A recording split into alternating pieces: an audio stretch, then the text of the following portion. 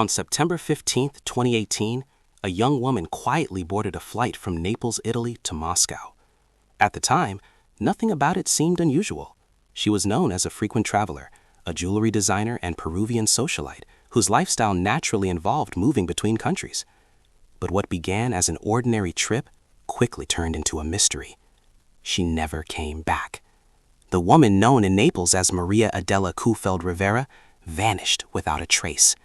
She didn't return to her apartment, didn't say goodbye, and stopped responding to messages from friends. The only clue she left behind was a vague Facebook post hinting at a long medical treatment, suggesting she might reconnect someday. She never did.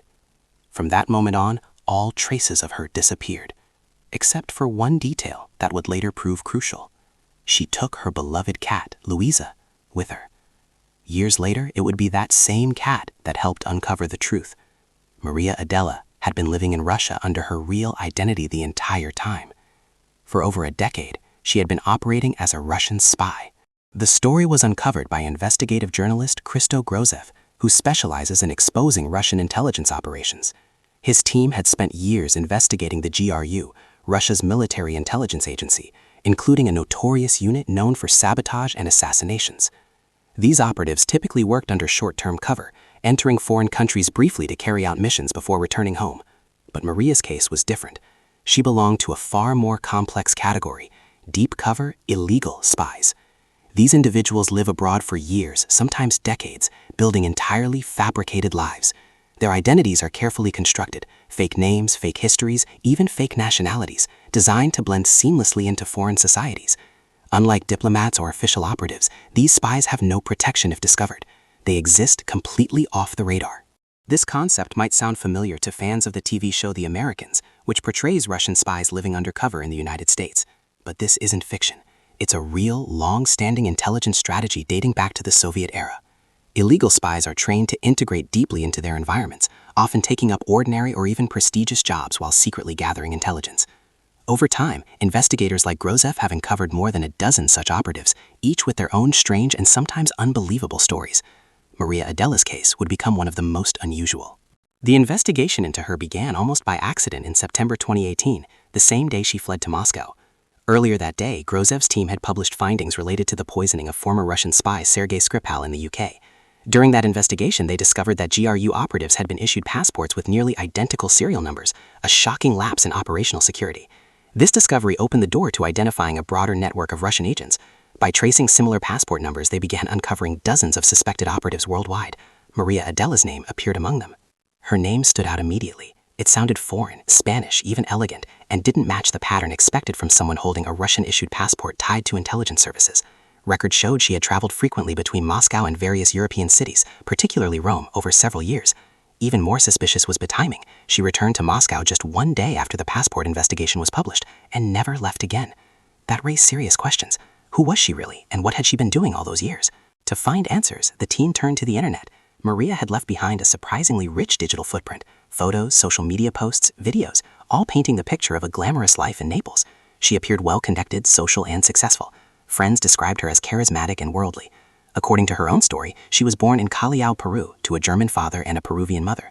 She claimed her father abandoned the family early, and that her mother later traveled to Moscow with her as a baby during the 1980 Olympics.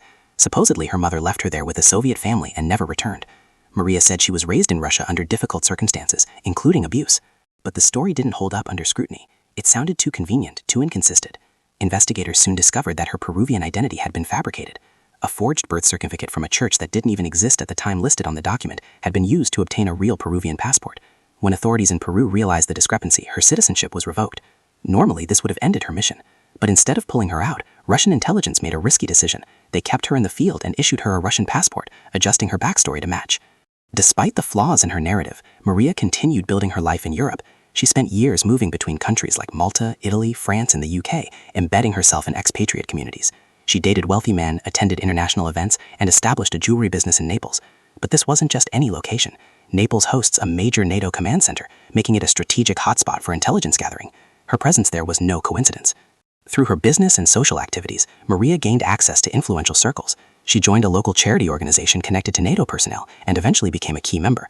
This allowed her to form relationships with individuals linked to military and political institutions.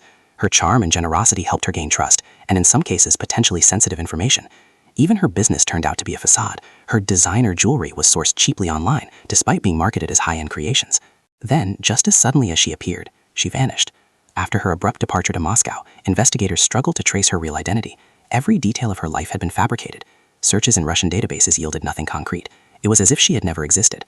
But one small detail stood out: her deep attachment to her cat, Louisa. Friends had often mentioned it. It seemed to be the only genuine part of her life. That detail became the breakthrough.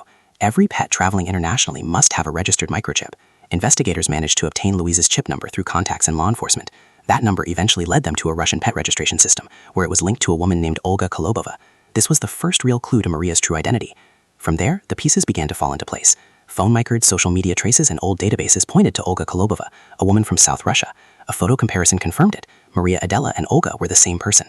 Further investigation revealed that Olga had worked in Moscow after returning, leading a relatively ordinary life.